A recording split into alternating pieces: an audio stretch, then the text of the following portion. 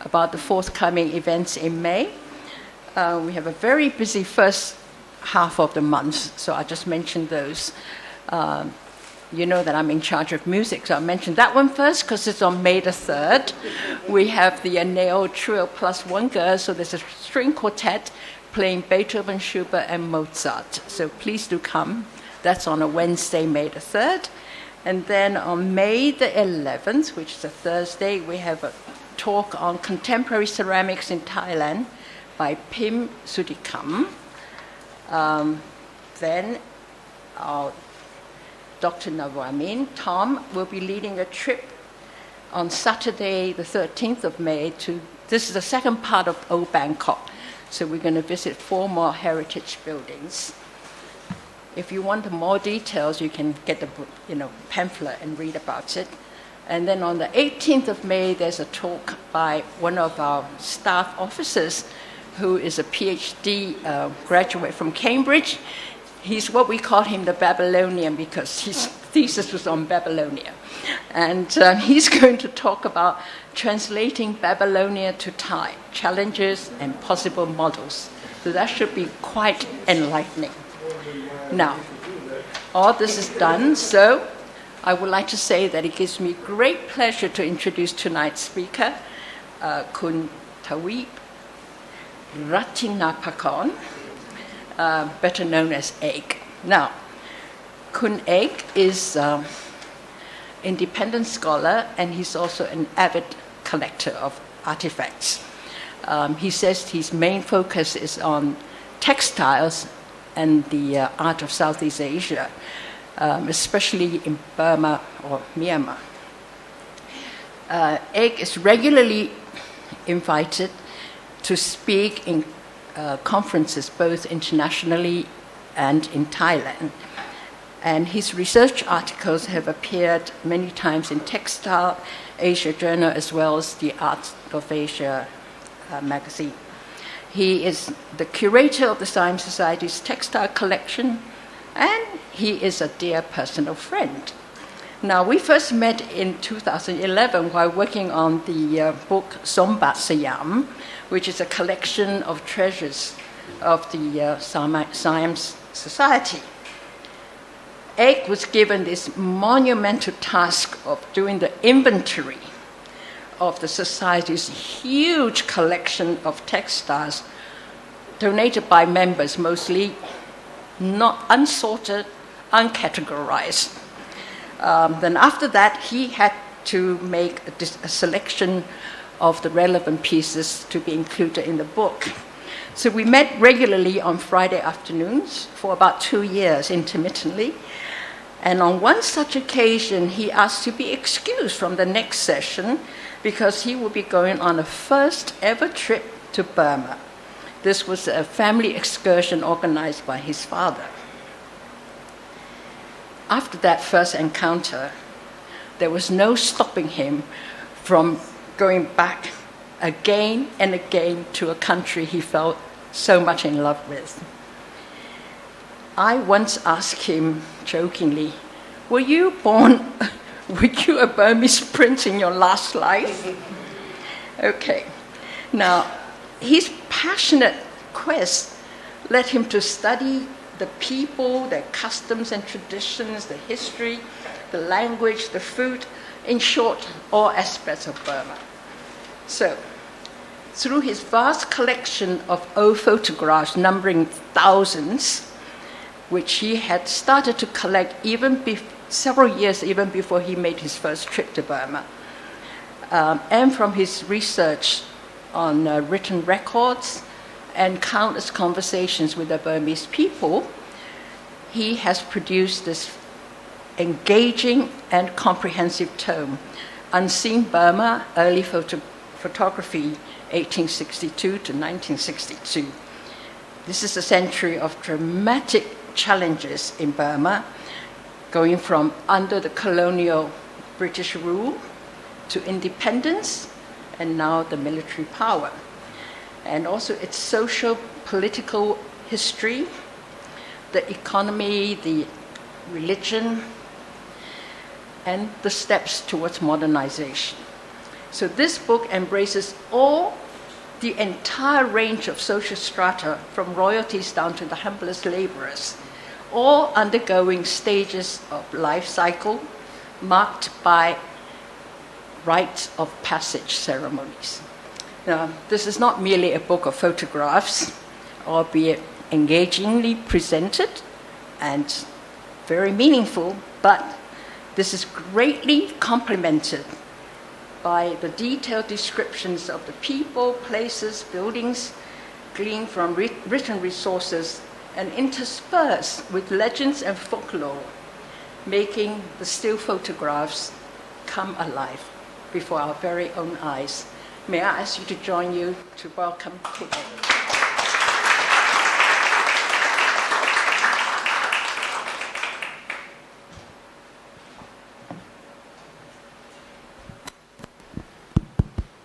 Thank you so much, Eileen, for a very good introduction. I'm touched, and I'm very even more touched by seeing all the audience tonight. Good evening to everyone.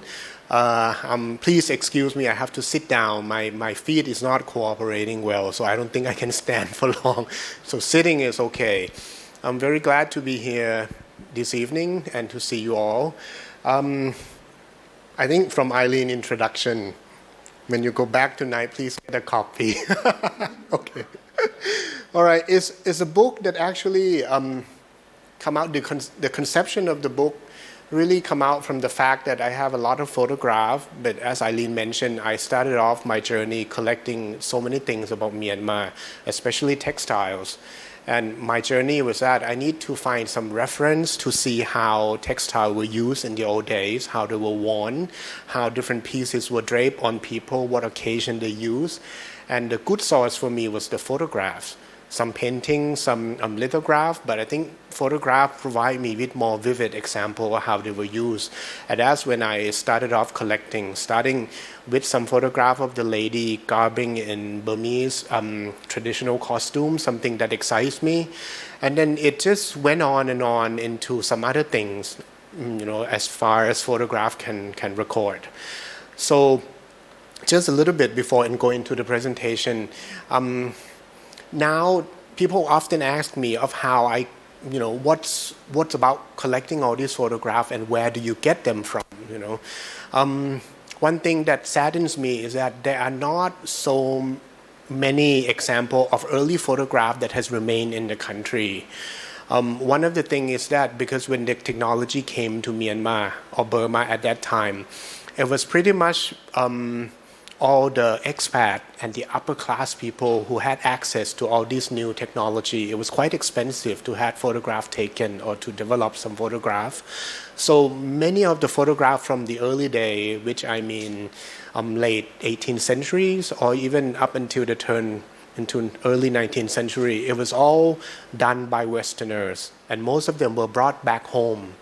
So I found a lot of photographs in England, in the United States, or in Europe. A lot of them has remained in old collections of people. And sad enough, sometimes their descendants don't really care much about all these old photographs anymore. So it came out into the market. I found some photographs in Myanmar as well, but most of them dated from 1930s, 1940s onwards. The weather in Myanmar is quite harsh, tropical, monsoon, a lot of insects, and most of the time they were not well kept. So in the end, you might find some photograph that was half eaten by the termites already, or many photographs back home hung on the wall that got damaged by the moths and everything. So that's what happened. But what I try to compile now, as Eileen suggests, I give it a time frame of 100 years, because I want to showcase what Myanmar has gone through during these 100 years. There's so many happened from, once it was ruled by the king, independent kingdom, all the way to become a complete colony of the British, all the way until independence time. And that stopped in 1962 when General Navin staged the coup. And I think that started the kind of downfall of what used to be the most glorious country in Southeast Asia. I mean, you wouldn't believe that before, Myanmar used to be big. People in Southeast Asia would go to Rangoon to do some shopping. it was even more cosmopolitan than Singapore at one point. All the ship coming from Europe, coming from England, will have to make a stop, in Rangoon before they go down to Penang and then to Singapore. So it used to be big. I talked to Ajahn Phao Thong Jia, you might have known him. He said that when he was young, he read through one of the memoir of His Majesty King Bhumibol when he was young. King Bhumibol came back to Bangkok, and on his way back to Switzerland to further his study, he had to make a stop at the Mingaladong airport in Rangoon at that time. And his memoir, His Majesty clearly said, the airport was so big, just as the one you see in Europe. The coffee, the pastry was so good, just what I had before in Europe. And I was Yangon at that time. So it used to be really big. So I hope that my book will just, give hopes to Myanmar people. I really hope, because now a lot of them, especially people inside the country, they're facing hardship. I wanted to remind them that, they used to be big and their culture is beautiful. So whatever, don't lose hope. And, when all these bad times go away, they'll come back and they'll rise again. And a lot of Burmese diasporas overseas, they are very nostalgic about something in their own motherland that they've never seen it before growing up overseas. So this is something that I feel that my book would give them something, all the good memories of the bygone days. So that's pretty much about how the book have started. But today, to give the lecture today at the Siam Society, I give a few talks already on the book launch. On those occasions, I feature some of the interesting photos, pretty much talk about the photo itself. But today at the Siam Society, I want to twist a little bit to make it more, to give you more understanding of how it comes about, how Burma is what you see today. When you go to Myanmar, when you know Burmese people, when you talk to them, there are so many things that has been accumulated and they have grown in a positive way or in a negative way, and this is how you see them today. And I would like to discuss that through all the photos that I've selected. I haven't chosen lots of photos because I want to spend some time and talk about different issues that perhaps kind of peel off from what you see in the photo, but there are issues behind what is shown in the photos that perhaps will give you a better idea of how Burma is all about. And just how much do you think you know about Myanmar or Burma? Even for me, as Eileen said, I've studied for many years, but it's still something new for me to learn. I recently discovered an article online, by a scholar by name Khin Maung Saw. I think he's a local scholar. I think you can look it up on Google. He wrote an article, that we all know today that, the name of the country was changed from Burma to Myanmar somewhere in 1980s, just because the military rule did not like the old name. It was somehow colonial. And if you study a little bit deeper, you learn that, the name Burma, it derived from the word Bama, which is the only main ethnic group in Myanmar that stay in the central region of Myanmar.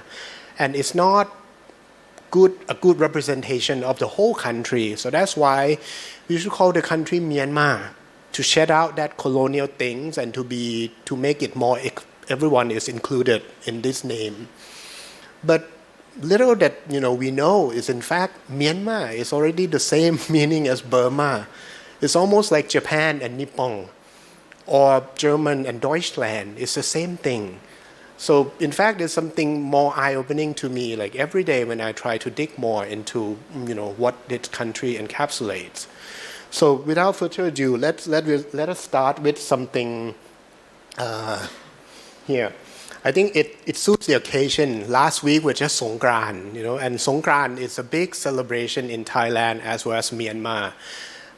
We also share the same tradition with so many countries in Southeast Asia or even in South Asia like Sri Lanka.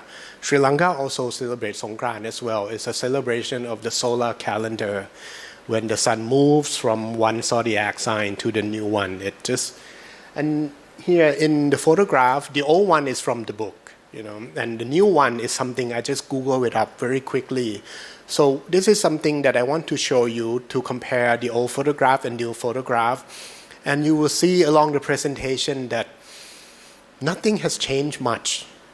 Although people are different, maybe the context could be a little bit different, but the spirit of Burma is still the same. The belief system, the mentality of the people, or some issue that has been problematic since colonial time, it's still problematic today or even worse. But I'll try not to get into a lot of political things because firstly, I'm not an expert on politics. And secondly, I don't think it's a pleasant thing that we do different things to help, without having to get into a deep and heated conversation on politics. But this is how the Burmese would celebrate Songkran. In Myanmar, they call it Tajan.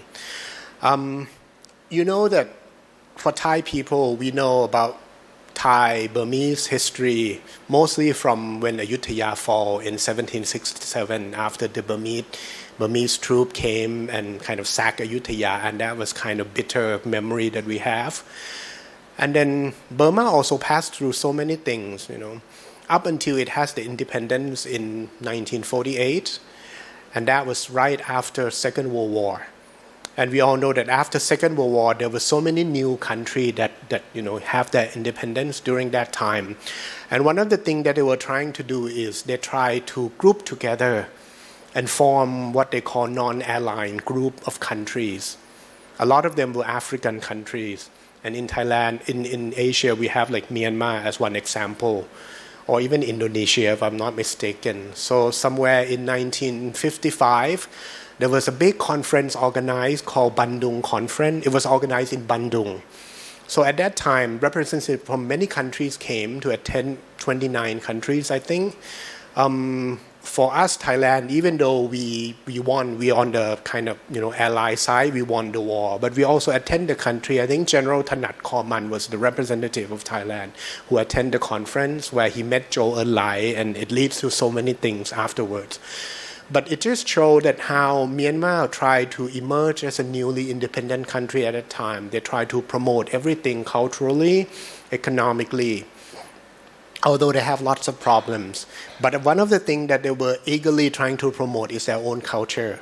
If you look in this photograph, in the middle, it was UNU, the prime minister at that time. On the far right, there was Jawaharlal Nehru, the prime minister of India. And to the left, there was the second prime minister of Egypt. Those two premier on their way to Bandung. They have to make a stop in Rangoon en route. At that time, the plane was small and it couldn't fly very long distance, so somehow they have to make a stop. And then I think the prime minister readily engaged them into the festival. They were doing the water fightings and everything. We're having fun. And I think that the spirit was still there. And now we talk so much about soft power, and I think Myanmar was trying to exercise its soft power since that early days.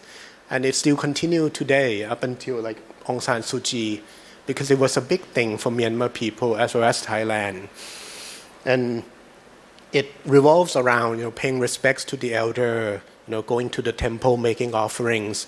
And among the summer heat, the spirit is always lifted up with the splashing of the water.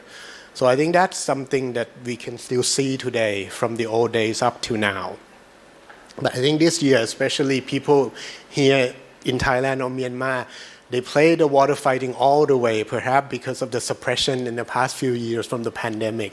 I was just in the north, and everywhere there were people playing the water fight, despite all the smog problems. And then just a little bit about the modern histories of diplomatic relationship. This is the photograph when General Black, Pibul Songkram, visited Myanmar. It was also in 1955. I think first, Their Majesty King Bhumibol and King Sirikit invited UNU to come to Thailand first on the same years for the state visit. And UNU also visited many places. One of the things is that he visited Ayutthaya as well. He performed a begging pardon ceremonies at Wat Mongkol Bopit for all what the Burmese troops have done back then in 1767. He begged us for our pardon. So I would say we have to forgive them. They did the ceremonies already. So, and then General Pak and Tan Phuying Laiyet was invited to go back to Myanmar again in the same year. But at that time, to attend the Buddhist synods, they were doing the 6 synods in Myanmar. When you talk about the number of synods that has been done, I think they're still very confusing. I think all in our Buddhist world, we recognize the first 3 that were done in India, and I think the 4th one was in Sri Lanka. That was the one that everyone recognized. I think all the Buddhist scholars also recognized the first 4 But the 5th one, the 6th one, the 7th one, this is still very subjective to who organizes synods. Like in Myanmar, they would call the 5th one was done by King Mindong when he established Mandalay, and then the 6th one was the one in 1955. Whereas for our modern day Buddhism studies in Thailand, we don't really count the Burmese one that King Mindong did, but we instead count the one did by King Tilokarat in Chiang Mai, and we count the one that Rama I did when he first established Bangkok. So there's still some discrepancies between this. But anyhow, when General Black went to Rangoon at that time, he attended ceremony as a representative from Thailand. There was a lot of Thai monks as well, the senior Thai monks that went to attend. And he brought along a kind of 2 meters high walking Buddha statue as a gift to give to Myanmar. He gave quite a good amount of money to regild the Shwedagong as an offering. So it was a very amiable visit. And then later on, it leads into early 1960 when Their Majesty was invited back to Myanmar again during the kind of interim government of General Navin after he staged the coup. And at that time, we saw a lot of photographs when Their Majesty was circumambulating around Shwedagong Pagoda platform. His Majesty was in the red Jonggraben, something suitable for the royalty when visiting a sacred places. So the images were popularized a lot, but they were before the preceding events that took place before Their Majesty visit. And then just to comparison on the right, that was when Daw Aung San Suu Kyi was here in 2016. She was here on a state visit discussing with the Prime Minister on many bilateral collaboration.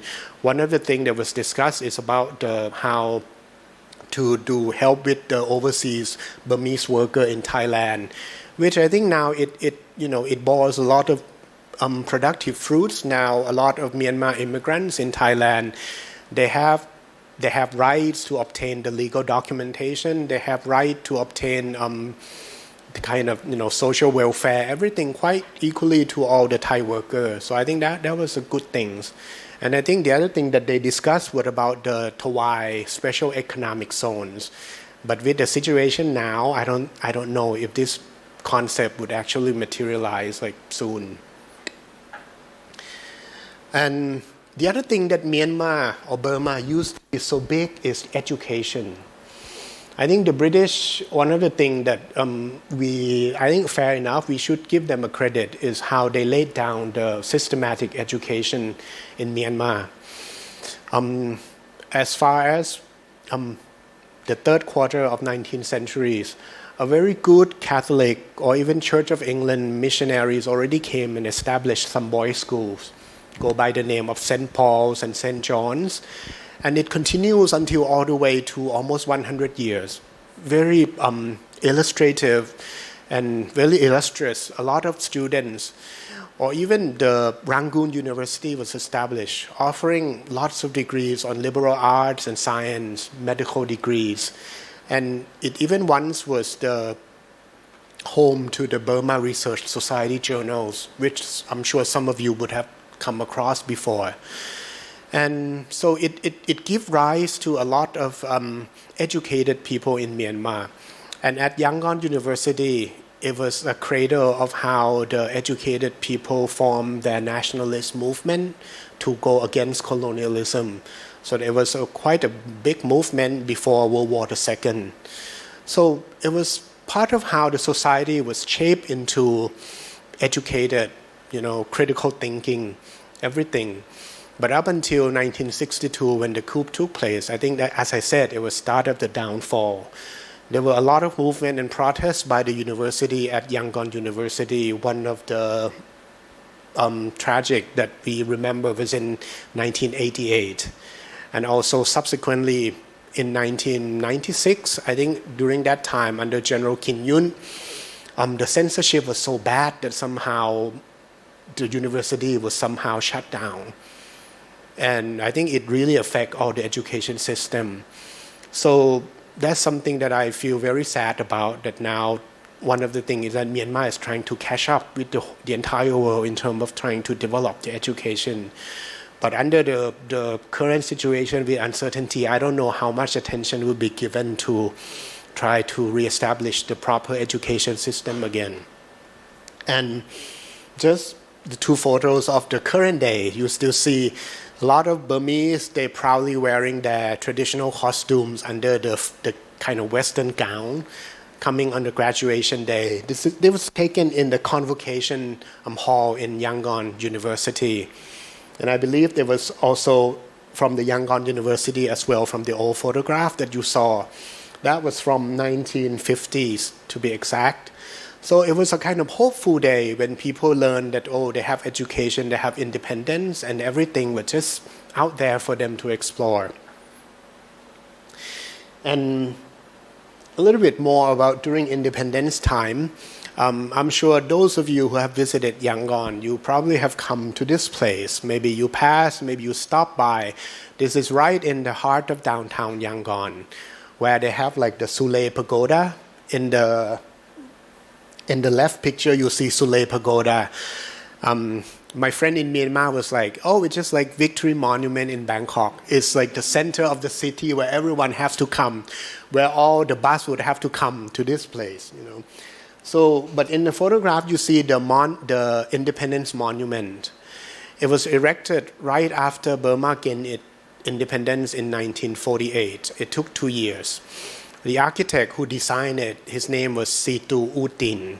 Utin was a kind of homegrown architect who's very talented. You know, he was very famous in his work, try to fusing all the Western architecture with the local architecture.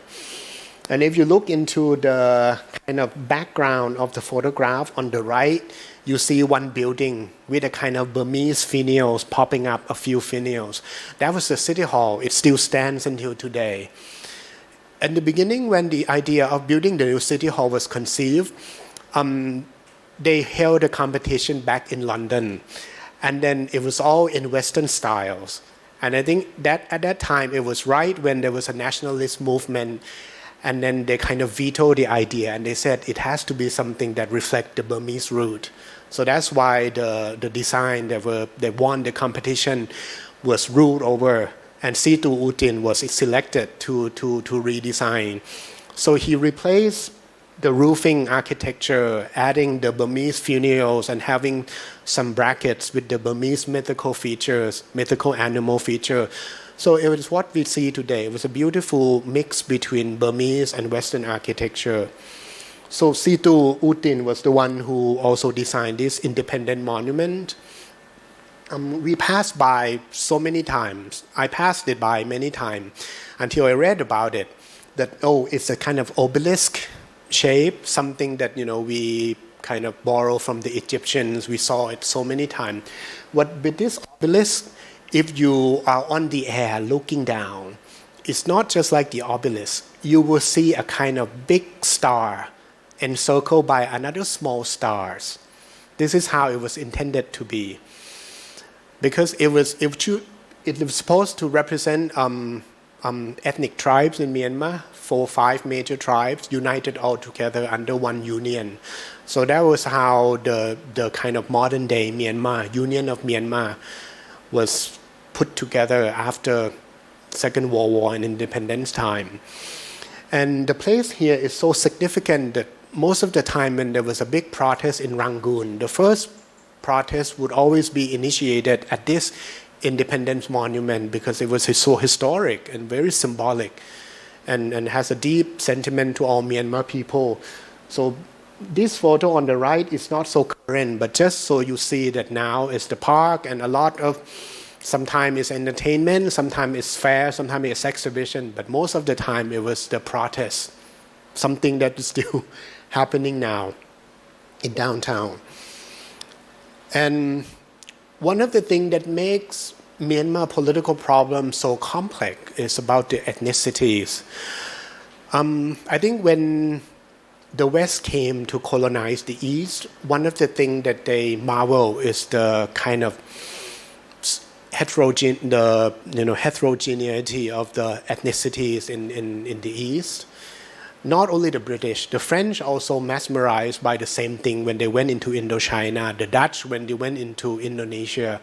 Same thing like the British when they came to Myanmar. In the old records during the colonial time, I think as far as 120 ethnic tribes were recorded. I'm not sure, maybe they use a lot of parameters, differences between linguistics, roots, different between belief and different, but somehow they come up with more than 100 numbers of ethnic groups. And over the years, many disappeared. I think the publication that I found that was published around the year 2000 by the local scholars, he recorded about 48 that still exist, whereas he compared that quite a few that were mentioned in the colonial records were all gone. We couldn't trace them. So ethnicity has always a big kind of overarching subject of Myanmar, and especially with the major ethnicity. I'm not talking about the Mon or the Rakhine because somehow they were pretty much assimilated into the Burmese culture already, but you still have a lot of the big portion of the Chans, big portion of the Kachin, and big portion of the Karen, So all of them would want their own autonomy, and this is what has been promised to them in 1947 when fathers of Aung San Suu Kyi, General Aung San, signed the Pang Long contract with the representative of all these ethnic groups.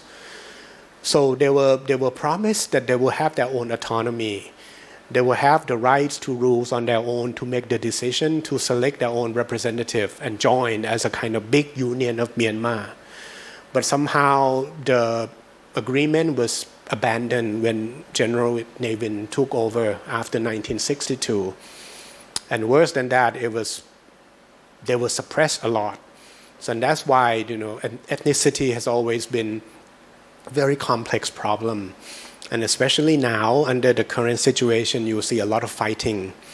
Especially the sensitive area you see in Chin State, or even in Sagaing Division, just further on the west from Mandalay, you see a lot of things. But I've talked to some friends in diplomatic fields in Myanmar on the current situation. What happened is that before, during the Navin time, or before a lot of fighting were between the ethnic minority insurgencies with the Burma central government. But now, not only with the ethnic insurgency, it's also to do with their own Burma people who are fighting against the newly staged coup. So the situation is very complex. But I wanted to show you this photograph because ethnicity has always been one of the big components in Myanmar. Like the old photograph on the left, that was in 1922 when Prince of Wales, back then, Prince of Wales, and later on he became Edward VIII, marrying Wallace Simpson. You probably remember him from that. He visited Myanmar as part of the grand tour to visit the English colony. So he arrived in Rangoon and he went up to Mandalay for a few days, and this was taken in Mandalay. If you zoom in very deep in the dark under the shade, he was sitting there. In Mandalay, he attended the polo matches, he watched the shows and different things. And part of the extravagance that the local government at that time tried to showcase to him was the spectrum of the ethnicity that Myanmar has to offer. So you see in this part of the parade, only in this picture you see in the front, you see the Kachin chairmen dressed somehow very outrageously with the kind of Chinese dragon robes things, with the hornbills headgear, with the kind of peacock feathers popping up on his head, and also followed by some of the I think the Tangtu people and also the Shan people with the very big floppy hats. So many ethnicity was selected to showcase to him that this is something that his colony was so rich. But I think at that time they didn't really look at it from a kind of demoralized perspective, but they look at it from somehow a kind of awe-inspiring things that the land encapsulate. And it was a very much interested subject that many scholars went deep into studying, trying to collect information, doing some census, trying to kind of record it down of which tribe have to speak spoken language, which tribe have the script of their own, which tribe have music. And those have remained a very valuable source of information that for us as a scholar nowadays can learn from. Right, I think this is a recent protest. The thing that I know that is recent because of face mask for sure from the COVID time. And one of the girl in there, she was showing 3 fingers. So this is represent a different group from the ethnic minorities that they will not agree with all the coup that took place. And when the British came and deposed the Burmese royalty, at that time it was all the people from the West that formed the top of the social strata in Myanmar. But the local itself was left with all the Shan ruling prince, because when the British came, they set up the government to administer all the area in Myanmar except for only the frontier area, which is the Shan state and the Kachin Hill further up north. And those areas were administered by the policy of what we call divide and rule. It is something that the British has used before in India with all the Maharajas, the princely state where the prince were allowed to retain their own autonomy, but they have to, be more like a tributary state to the British crown. They have to pay the tax. They have to come to the meeting. It's the same thing. So during the colonial time, the British allowed Shan princes to retain their own autonomy. And all these Shan princesses, they have to pay tax, of course. They are subject to some superintendents that came from the British to give them guidance on how to rule their towns. Of course, they cannot just kill their subjects at their own rights anymore. They have to abide to the new legal system. But of course, these Shan princes also benefit from the colonization as well, because they hold the area where it is connected to China. They hold the area where there are so many resources. So they were allowed to do their own trade. And as a result, comes the modernization of the motor roads and everywhere in Shan states. And this is the example that I show you. On the left-hand side, he was the ruling prince of Sipo. His name is Chao Ke. He was educated not so long, but quite a few years in England. So he was a very modernized person. And he liked something very extravagant, something mixed between the Shan culture, the Burmese culture, and also the Western culture. So at one point, he built a very grand summer palace somewhere in Sipo. Sipo is a kind of very big state, about 4,500 square kilometers, about 5-hour drive up from Mandalay. It's part of the route from Mandalay all the way up to Chinese border. So Sipo is a big town. So the prince is quite powerful. He's rich. So he built a palace, a summer palace.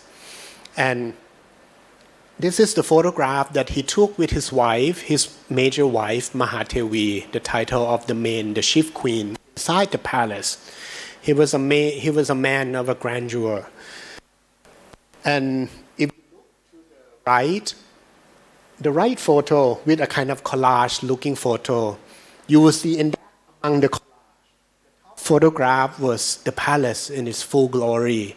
It was quite big, with a kind of neoclassical pediment wing connected with another wing with the Burmese kind of tall spheres.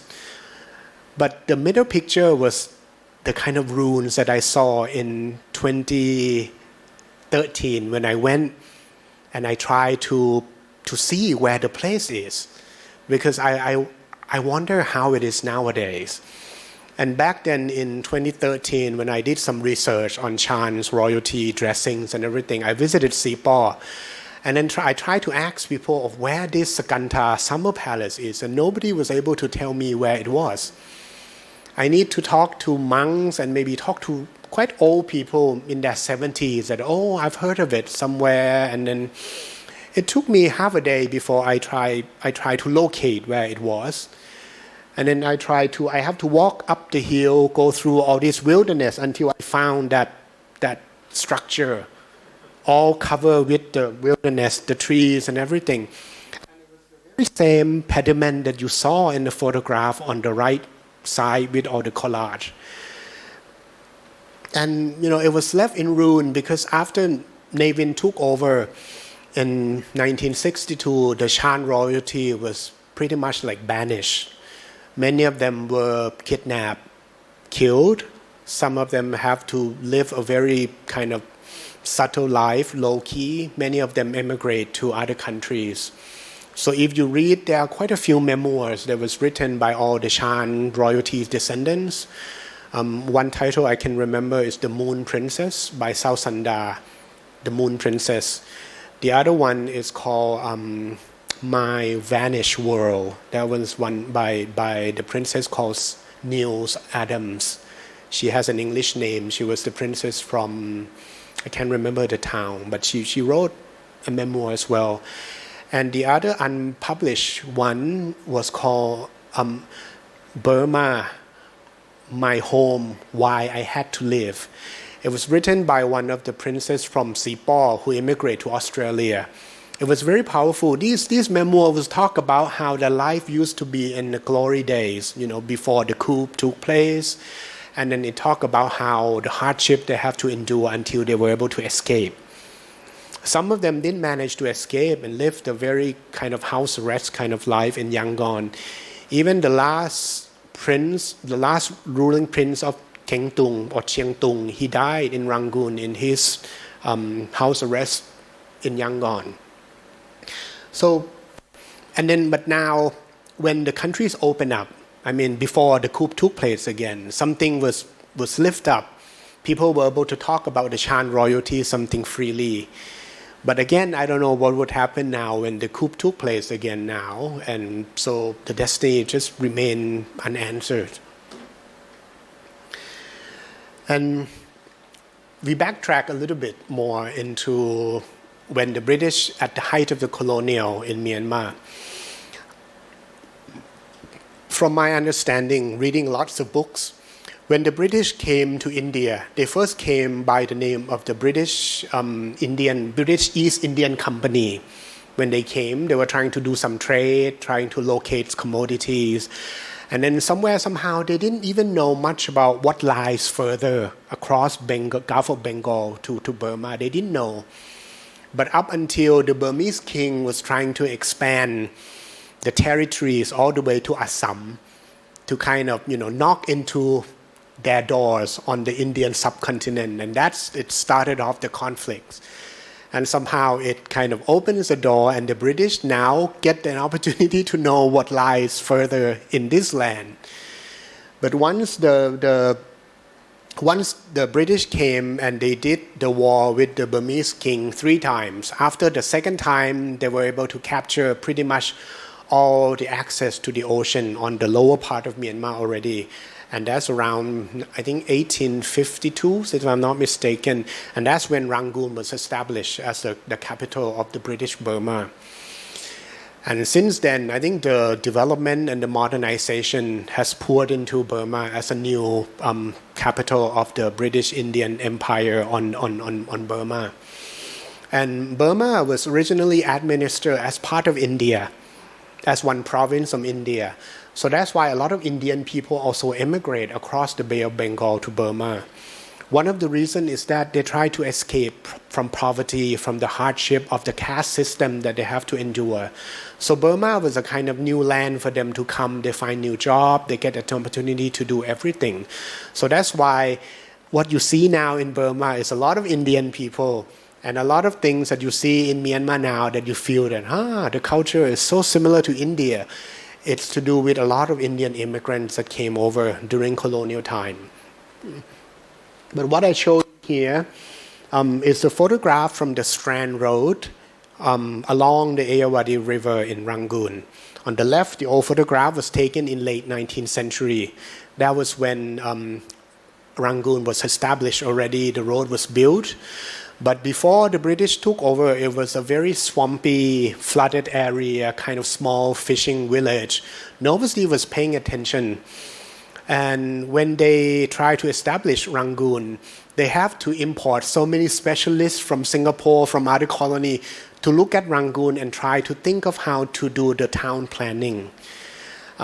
One of the person that came, his name is Montgomery, he came from Singapore. I think he played part in the town planning in Singapore before. He was in a town planning committee in Singapore. So he was invited to come to Myanmar, and then he suggests the idea that the riverfront is the most valuable part, especially when you want to do the trade.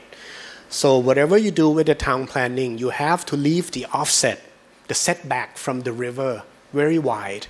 And I think from his first proposal, he proposed at least 160 feet setback from the riverfront. So I think that's why we see now. A lot of people who are visiting Myanmar today often wonder why Strand Road is so far away from the river, and this is the reason.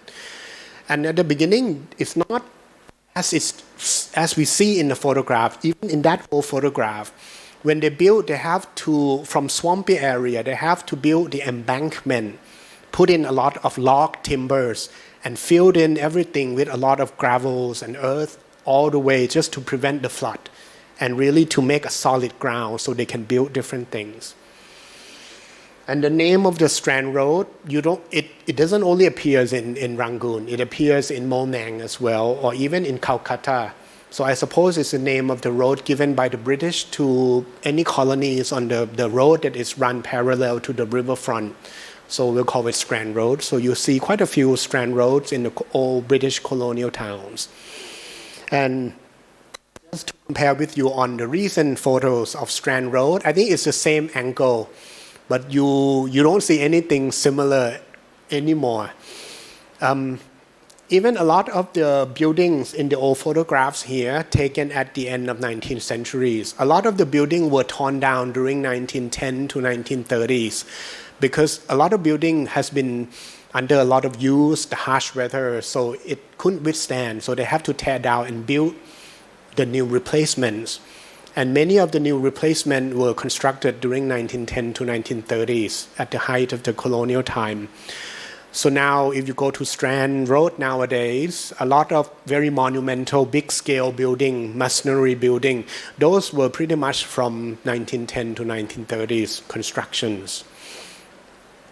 So it's just to give you a view of the river and the town. It has changed a lot. And one of the things that saddens me is that during the modern day, they don't really have the proper way of how to mitigate the kind of urbanization. So a lot of old colonial buildings, if not owned by the states, then it has a high risk of being demolished and replaced by the new building. Especially when the cost of land in the downtown is so high. A lot of the old colonial shop house were not feasible anymore from business perspective. And there's no rules and regulation to prevent that. So if you visit Yangon now, you will see in many lanes, you see somehow of a newly built building sandwiched between the old relics of the colonial time.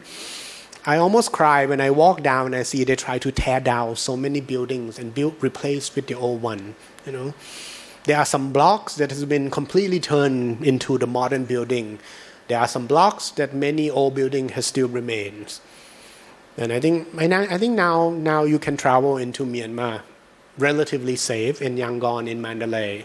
So it's still good time to go and see what has remained from the colonial relics. And the other one I want to show you is this one. The building, this one is very iconic. It's just across the street from the Independence Monument that I showed you before. This one was built around 1910s, 1912, if I'm not mistaken. It was the building of the department store by the name of Rowe and Co.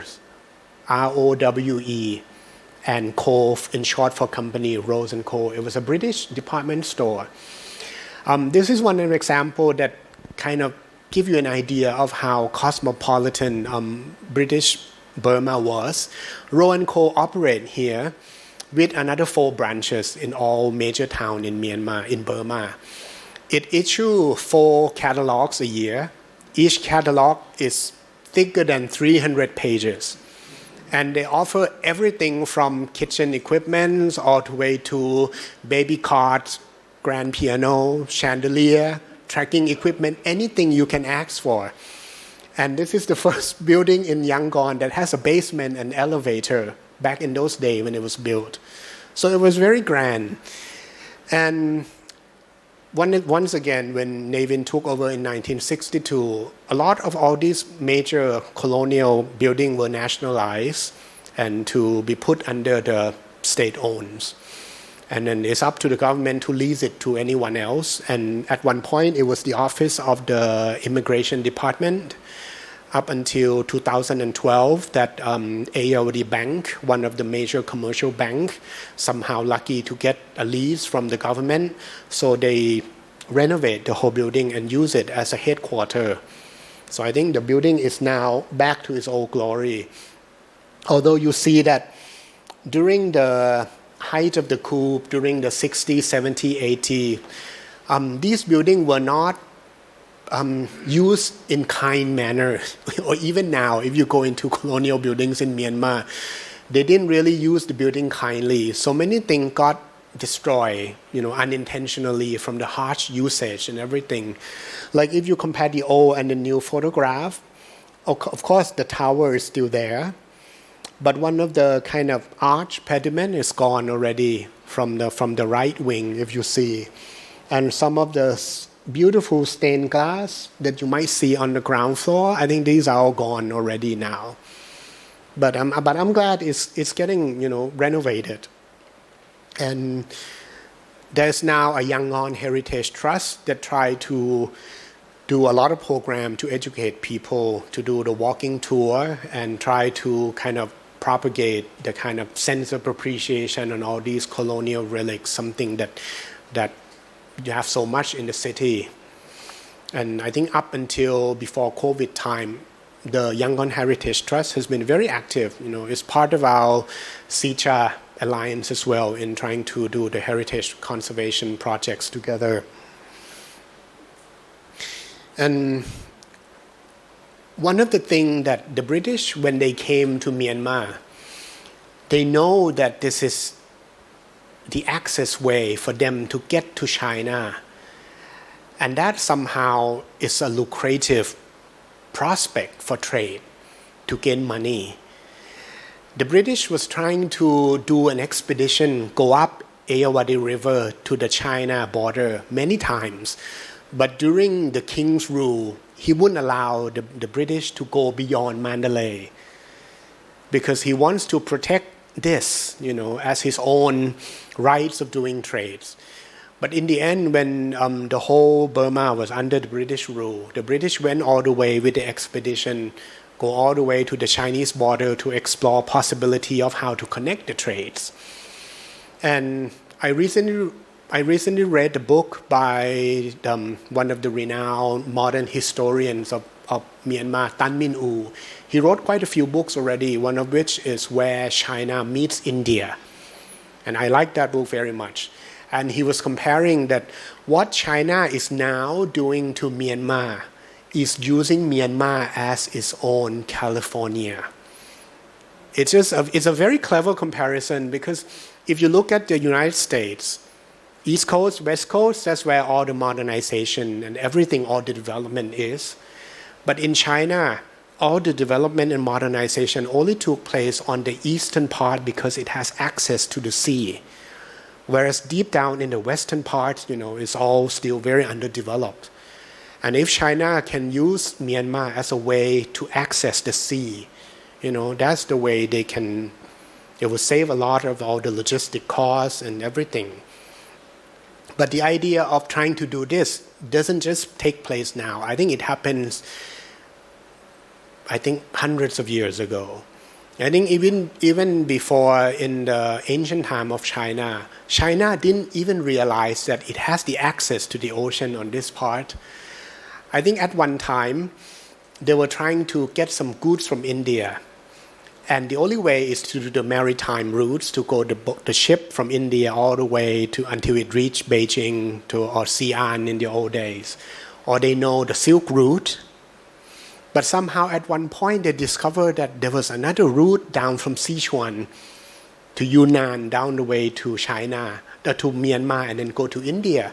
It was a new revelation for them as well, to learn that there was another access from here.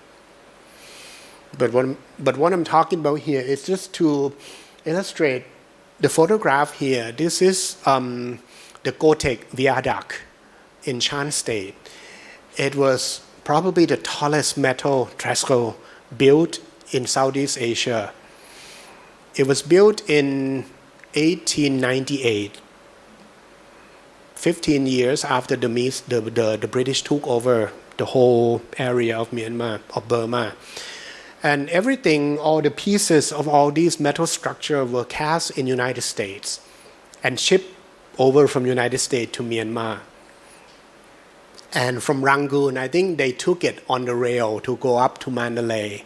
And the area from here is very heavily wooded, very high elevation, 5-6 hours drive from Mandalay. I don't know how they got all this metal structure all the way up there, and it took 2 years. It was done by the Pennsylvania and Maryland Steel Engineering Company or something. Yes. And the trestle has been in use until 1901, up until now, it's still in use. It stretched across more than 6 meters long, and the highest point is more than 100 meters high. So once this is connected, it reduces a lot of distance, so the trade from the lowland can go all the way up to the Chinese border. Before they have to do by the steam engine, the boat from Irrawaddy River all the way up. But now they can do by rail with this structure. And just to compare on the modern day photograph, this is not the structure, but it's the border town in Muse on Myanmar side connecting into China. It's actually where this railroad ends, go all the way. So now it's a very strategic trade route between Myanmar and China, where everything was transported, everything, I think, including drugs, arms, or even human trafficking. So it still goes on today, and the potential of Myanmar has been eyed by all the supreme power in our world hundreds of years ago, or even until now. And the other thing is natural resources. We know for sure about like timber, about rice, that was the major export. The other thing is gemstones. Not many people talk about gemstone much, but if you watch the movie Crazy Rich Asian a few years ago, you'll see one of the girls, she was buying the Burmese ruby earring for God knows 15 million Singapore dollars, I don't know. Because Myanmar was very famous for precious stones, especially ruby. There was a town called Moko. It was distance-wise, it's not far from Mandalay, but it was in a very high elevation, about nearly 5,000 feet above the sea level. During the colonial time, you need about maybe 5 days journeys, trekking all the way until you reach the town. It's where they have an ancient river bedrock where all the deposits became like gemstones and everything that people go after it. And during the dynastic time, it was safely guarded by the royalties, by the king. He monopolized the whole mine. Nobody was allowed to have access, and whatever they found from the mine, they have to submit it to the court. And that's why the Burmese king got a very big They call it pigeon blood, Ngamao ruby, supposed to be the big one. And somehow during the palace chaos, King Thweep claimed that he brought with him already, along with so many treasures. And for the safekeeping, he claimed that he asked General Sladen, the British officer, to keep everything for him. But later on, it was never returned. And if you read the book from Sudacha, the king in exile, somehow she discussed about this issue, and she said Thweep already sent a letter 10 years after that to the British government asking, where is my ruby? And the British said Sladen is dead already, so we don't know. So we don't know now where is the ruby. Some people said it's probably one of the stone on one of the crown jewels now that you see in England. I don't know. But back to the mine, I think just to see the comparison between how the mining was done back then and the current days, even with the modern day equipments, I think the scene hasn't changed much. The mines attract lots of people to come. Hopefully they will find something, a lot of traders to come. Hopefully they will buy the good stone pieces. Some of the people just come just to be the miners. And back then, what they did is they just dig the ground. They dig the ground, and they find the dirt. And from the dirt that they dig, they just wash with the water until all the soil was washed away to see the gravels. And from those gravels, they will spend days trying to sort through the gravels, and hopefully they'll find one piece that is a ruby or maybe sapphire or tourmaline, whatever, somehow with precious stone, semi-precious stone. And I think the process still continues today. And if you go to Mogok now, you will see that it was like a terrain of the moon, the excavation, digging and everything for centuries. And a scene in the market town from 100 years ago and now is still the same. You get people who find some good stones lining up in the street, trying to offer what they have, and you get people all around come try to pick the stones. In the colonial time, during the busy day, this is the market on a not busy day. If in a busy day, you will not be able to see what the seller has to offer in the tray because it will all covered by all the hats of the people trying to get into the tray to try to look for the gemstones. So I think it's part of the stories that how Burma is so rich with natural resources. And I was trying to go to Mogok at one point, but I think we still need the special permission to go because it was a sensitive area. But I think now is probably not, absolutely no. You can go to Mandalay, but you cannot go to Mogok because Mogok is quite close to the Shin state border. That's where a lot of fighting, and it's quite far. And I think the military would not want anyone to go wander around in somewhere where there's still some conflicts. You get a lot of checkpoints. I talked to my friend who went recently. They said you have to get past a lot of checkpoints, even the ordinary trip between towns. But normally the target for the suspicion would be all the young local people because those are the people who are quite still active in trying to do the protest. But normally if the checkpoint they see foreigner, they will let it go. They will let you go without any delays. But you never know, sometime when you go out to the smaller town, there might be small protests. There could have been so many things that happen. But if you decide to go to Yangon, to Mandalay, Pagan, or Inle Lake, I think these are still safe to go and can still be easily accessible by flying. Now, we talk a lot about economy, about the British and everything. Just now, come back to a little of the softer side on the culture. This is the portrait of the last ruling couples. They were deposed from the throne. They were expelled and lived in India. I think they left Myanmar in 1885. The king didn't come back. He died in 1916. But the queen did come back in 1919. And she was forced to live under house arrest in Rangoon until 1925.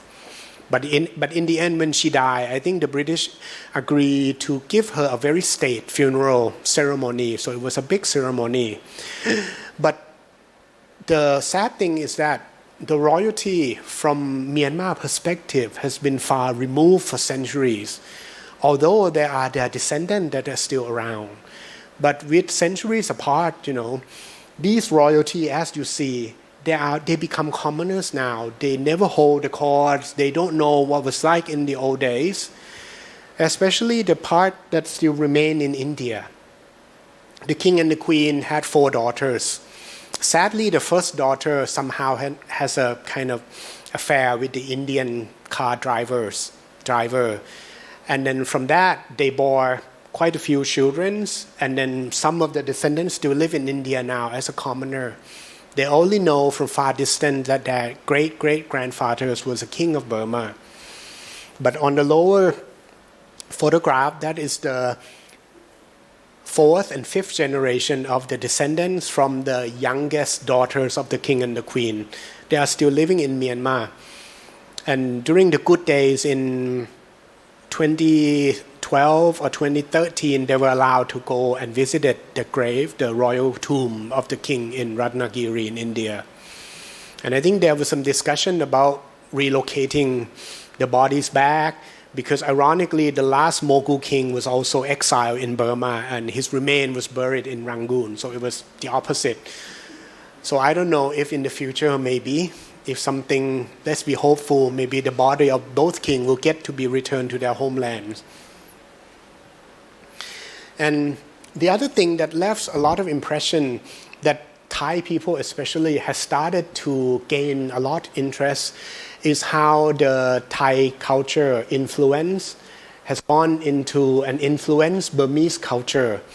Starting in, the major one was in 1767 when a lot of captive slaves were forced from Ayutthaya to relocate in Burmese capital. But you have to understand that before that, during King Naresuan time, we were under the Burmese for quite some time as well. And at that time, a lot of Thai people were also forced to go to Myanmar. So, but the idea of captive slave was not as brutal as the modern day people seems to think about, because when they were forced to go to live in Myanmar, whatever they were good at, they were left to do their own things. The royalty will allocate a plot of land to build their own palace. But, it's like a kind of house arrest, but it's a royalty house arrest. They didn't really torture the royalties from Ayutthaya. But one of the things that became very influential is the styles of the art of Ayutthaya or the Siamese art that has a very deep impact, because the Burmese were so mesmerized and they appreciate the style of Ayutthaya. So they took over lots of things. So now one of the things that you see is the adoption of the mass dance, Ramayana. I mean, the Burmese know Ramayana story long before that. But I'm talking about the style of the mass dance that they replicate from the Siamese. And also the story of Inau, that nowadays, if you go to Myanmar, Burmese people would know by the name Inau Sat, which is one of the epic. So it's a Javanese-inspired epic that is popular in the Thai court since Ayutthaya time. So it was also brought over. And these photos just show you on the left, she was a court dancer during King Mindong. And she was dressed as a way of playing the lead character of the Busaba from Inau stories. And on the right, this is the reenactment of the Ramayana. And in Myanmar now, if you go to the town near Irrawaddy Delta area called Pyapong, there's still some troops of the Ramayana mass dance troupe that they claim to be the descendants from the court troupe from Mandalay time, that is still doing they stage the performance once every year. And not only the theatrical side, you see a lot of things in Burmese foods that, they have lot chong, for example. There's something, khanom mo kang or something, it's the same. Or even some Thai words that still linger in Burmese vocabulary nowadays. like Mahori in Thai. In Burmese, they call Mahoti. So there's something to learn about. There's, you know, a lot of Siamese influence that still leaves the impression in Myanmar culture. And something still prevails today. I think one of the things is Burmese people are very extravagant and they're not afraid of colors. You know, one of the big events that, as Eileen suggests, there are so many ceremonies that deal with the rite of passage when the kids grow into their adolescence age. One of the things for the Burmese girl is they have to organize an ear piercing or ear boring ceremonies. And during the occasion, they will get to dress up as a princess. So it just gives you the comparison between the photograph taken 70 years ago, 80 years ago, and now. I think the extravagance is still the same, although the workmanship of the costume is somehow quite far apart. It's something that all the girls would have to go through the ceremonies. Just a few photos before I talk about King, when he had an exile in India. He had 4 daughters, and 4 daughters of him didn't get the ear pierced until they were in 20s. Because back then in India, they didn't have the priest, they didn't have the monk, they didn't have all the necessity that were supposed to hold a grand ceremonies for the royalties. So up until those 4 princes were in their late teens or early 20s, that they were able to organize the ear boring ceremonies. And they have to import all the monks, the musicians and everything from Mandalay. I think it was a long discussion that they need to bargain with the British in order to organize that pomp for their children. And Burmese people are very religious. So you see that a lot of the ceremonies still take place centuries ago up until now. This is the example from Inle Lake, where they have the Poundor ceremonies. If you go to the lake, there's one famous temple where they house a set of 5 small Buddha images. It's supposed to be the 5 Buddhas from these eons, but has been gilded that you no longer know what the original shape is. So it's like a clump of something with lots of goals. The legend has it that one time when it was taken out on the boat parade like this, and one got disappeared. And without knowing, somehow one that got disappeared came back to the shrine miraculously. So from then on, they only take out 4 and leave 1 behind in the shrine. So the festival will be done somewhere at the end of the Buddhist Lent, around the end of September, early October. And it lasts about 19 days, where the Buddha images will be taken out from the shrine, put it on the parade like this in a kind of bird barge, parading all the way in the different villages around Inle Lake. And then in the end, it will come back and enshrine in the monasteries, in the temple before. You can still go. It's a very bustling festival from colonial time until now. I think you need to book hotel months in advance if you want to stay there in a monastery like this. But on the other side, on environmental, the lake also suffers a lot because of the pesticides and a lot of the poor management of the water system. So, and also with the global climate changing, the water that they used to have a lot, now if you go, there's a lot of barren land, and they used to have a lot of water and a lot of fish. And I think the reduce of the biodiversity, the reduction of the biodiversity is also very alarming. And the other thing that is quite a big pomp for Burmese is the monk funeral. You see from the colonial time up until nowadays. I try to compare the photographs. If you look in the old photograph or even the new photograph from below on the lower left corner, you see the scale of all these buildings. They were all made from bamboo structure and then decorated with all the paper, tinsels and everything. It's supposed to be the funerary temple to house the monks' remains for quite a few months. And then also the crematorium. So it was huge. It was more than 10 floors, buildings high, equivalent, I think. It was very huge. And then in the end, it was a big festival where they have the kind of theatrical performance, they have the fairground. It was a big event for the Burmese people. Now, if you go to the Mon community in Thailand or the Shan community in the northern part of Thailand, you can still see the kind of similar things that they organize for the kind of highly revered monks when they die. So it was a very elaborate ceremonies. And in the end, everything will be burned down. And as I said, Burmese are very devout Buddhists. One of the things that they will try to, when they make money, what they do is they buy jewelries for their families. They let their family's member borrow the money, and the rest they always donate to the temple. Either build the temple, build the pagoda, renovate something, make some offering to the monks. And you see from the old days that this is the procession to donate the new tiered umbrella to one of the stupa. I'm not sure the big stupa because the tiered umbrella is quite a huge size. Even during dynastic time, King Mindong, he organized a tiered umbrella to be built in 1871. He wants to donate to Shwedagong Pagoda. But at that time, the Lower Burma was already under the British rule, and he was forced not to do this because the Burmese were so afraid that if they allow King Mindong to come down to donate the umbrella to the temple, to the stupa, it will signify his prevailing right as a sovereign over the Burmese land. And I think this concept is still prevailing in Myanmar. Whoever come into the power, you will see them trying to make lots of donation to the temples, make lots of donation to the high revered monks. It's just the way to signify, subtly to all the locals that, I have the rights. I have the kind of, it's almost a new version.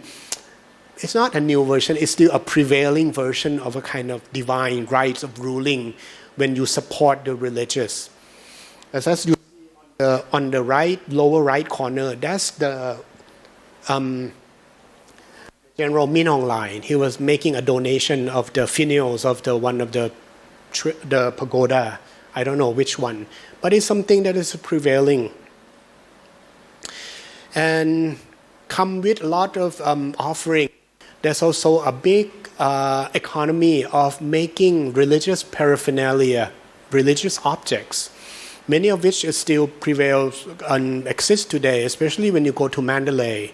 You see many quarters. One may be specialized in making that tier umbrellas. One quarter may be specialized in making all these marble Buddha images. And even the Burmese overseas now, when they want to order something, they have to come and order in Mandalay and send over to the community overseas. Or even in Thailand, during Rama the 5th, Rama the 6th, Rama the 7th, there was a big community of Shan Burmese people in the northern part of Thailand. They built a lot of temples and they order everything custom made from Mandalay and send over to Thailand. If you go to Lampang now, many Burmese temples, the principal Buddha images are always cast from Mandalay and sent over. The craftsmen and everything, all the offering was sent from Mandalay. And just to give you the comparison, the left one was the huge Buddha images, all made from one solid marble, about nearly 10 meters high. It's at the base of Mandalay Hill. You can still visit and see. It was donated by King Mindong. I think he made a vow that if he can dethrone his older brother and usurp the throne from his older brother, he would donate this colossal Buddha image. And then he did. The image took quite a few years to complete. It was drawn from the hill, the Sajin Hill, which is where the marble was abundant, about 30 miles north from Mandalay, down Irrawaddy River. And then it took another year for the craftsmen to finish the last finish of the Buddha image at the site where it was enshrined. But just on the comparison, the industry still thrives, and you can still find many Buddha images that you can buy in various sizes in Mandalay. I think I've spent a lot of time already. I think these are all the photographs that I've prepared. See, Kun Eileen, I have not many, but I have lots to talk about. So I hope I share with you some of the things that, and you learn something about Myanmar today through all these photographs. And as I said, my book is a tribute to Myanmar people. I hope that it gives them hopes, of how big they used to be, and they are still big. So I hope they will rise again. Yes, thank you.